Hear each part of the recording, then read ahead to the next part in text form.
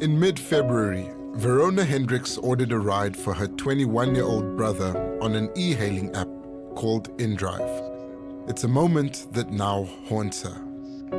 His name was Donale, and he was returning home to the Cape Town suburb of Eerste River. He never arrived.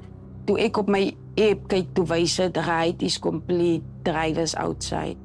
Toe het nou begin het donker raak, toe raak ek nou 'n bietjie senuweeagtig geraak en She tried to contact the driver, desperate to find her brother. die moment toe ek vir hom bel, toe bel hy my terug. Die driver?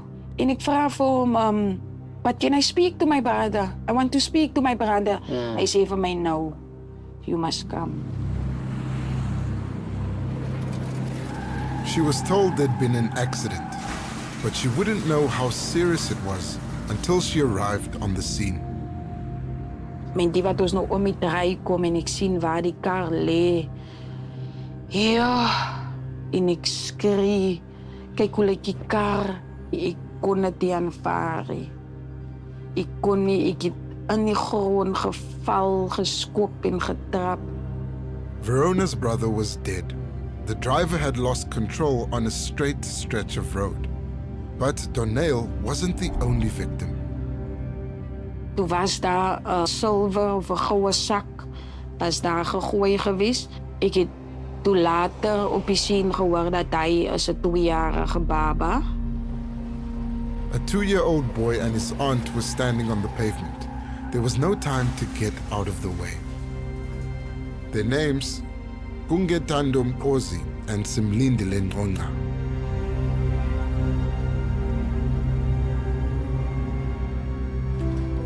The driver, 30-year-old Zimbabwean Boaz Mutikizizi, was arrested. He now faces multiple charges, including culpable homicide. He appeared in court in Stellenbosch last month, where it emerged that both his Zimbabwean passport and his driver's license had expired. So, how did he get onto the InDrive platform?